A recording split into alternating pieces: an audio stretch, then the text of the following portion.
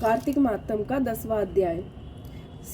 सूत जी ने ऋषि गणों को संबोधित करके कहा, हे ऋषियों, कार्तिक माह में स्नान, पूजन और व्रतों का महत्व जानकर राजा पृथु का मन कार्तिक मातम और विष्णु पूजन में रम गया। किंतु कुछ उत्सुकता जस की तस बनी हुई थी, अथवा नारद जी के श्रीमुख से वे जितना अधिक सुनते थे उनकी उत्सुकता उतनी ही बढ़ती जाती थी। उन्होंने नारद जी से कहा कि हे नारद जी, आपने कार्तिक मातम का बड़ा ही उत्तम फल कहा है, अब कृपा कर तुलसी का मातम सिद्ध करने वाला दृष्टांत भी सुनाइए। यह सुनकर श्री नारद जी बोले, हे राजन, प्राचीन काल में से हरदादी पर्वतमाला में करबीरपुर नाम एक स्थान पर धर्मदत्त नाम का एक ब्राह्मण रहता था। वह भगवान विष्णु का अनन्य भक्त था, ब्रह्म ज्ञानी तथा धर्मात्मा था और सदा ओम नमो भगवते वासुदेवाय मंत्र का जाप करता रहता था। एक समय की बात है कि एक दिन जब रात्रि का प्रथम पहर शेष था, वह पूजन की सामग्री की थाली लेकर विष्णु मंदिर को चला। कुछ दूर जाने पर अचानक अपने सामने से आती हुई एक राक्षसी को देखा, जिसकी दशा बड़ी ही विचित्र और भयानक थी। उसकी देह पर कोई वस्त्र नहीं था, उसकी आंखें लाल और दांत टेढ़े मेढ़े थे। उस भयानक राक्षसी को देखकर धर्मदत्त भय के मारे थर थर कांपने लगा।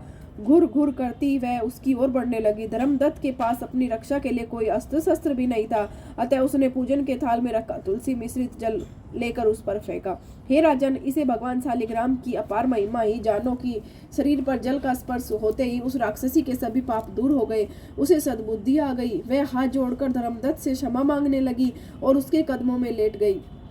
धर्मदत्त बड़ा दयालु था, उसे उस पर दया आ गई और तब उसने उससे उसका परिचय पूछा। इस पर राक्षसी ने बताया, मैं सौराष्ट्र देश के भिक्षु नामक एक ब्राह्मण की पत्नी हूँ। मेरा नाम कला था। मैं बड़े ही दुष्ट स्वभाव की थी। कभी भी मैंने पतिव्रता धर्म नहीं निभाया और सदा ही अपने पति से कलह करती थी। उसे उचित ढंग से भोजन नहीं देती थी। ब्राह्मण मुझे बहुत समझाता था, मैंने कभी उसकी बात नहीं मानी। अंत में दुखी होकर उसने दूसरा विवाह करने का विचार किया। तब यम के दूत मुझे पकड़कर ले गए। वहां यमराज ने जय चित्रगुप्त से मेरे अच्छे बुरे कर्मों के विषय में पूछा तो चित्रगुप्त ने बताया कि इसने कभी पतिव्रत धर्म का पालन नहीं किया, सदा अपने पति से द्वेष रखा और उसके उत्तम गुणों की उपेक्षा की। यह सदा अपने अभिमान में रहती थी, जिस पात्र में भोजन बनाती थी उसी में खाती थी। यह सब वृत्तांत सुनकर यमराज ने कहा कि जिस पात्र में भोजन बनाती थी उसी में खाती थी, अतः इसे अपनी संतान को खाने वाली बिल्ली की योनि में भेजा जाए।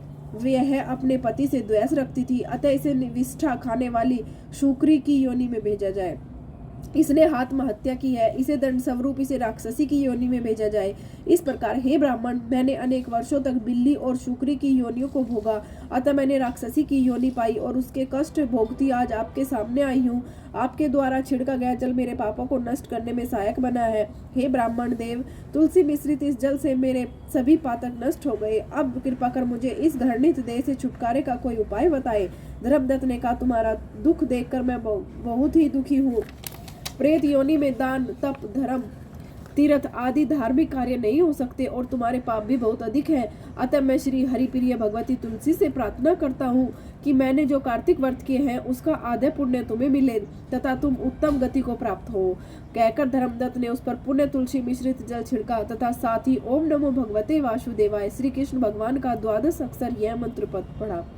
इतना होते ही कला नामक वह राक्षसी प्रेत योनि से मुक्त होकर सुंदर एवं रूपवती हो गई। तब उसने धर्मदत्त को दोनों हाथ जोड़कर नमस्कार किया और प्रसन्नता पूर्वक बोली, हे ब्राह्मण देव, पाप की अग्नि में जलती हुई पापनी को अपने शीतल जल रूप होकर बचा लिया है, आप धन्य हैं। उसी समय भगवान विष्णु के दूत जय विजय वहां आए और उसे एक दिव्य रथ में बैठाकर बैकुंठ को ले गए। जाते जाते दूत धर्मदत्त से बोले, हे ब्राह्मण, आप धन्य हैं। बोले विष्णु भगवान की जय, कृष्ण भगवान की जय, तुलसी माता की जय।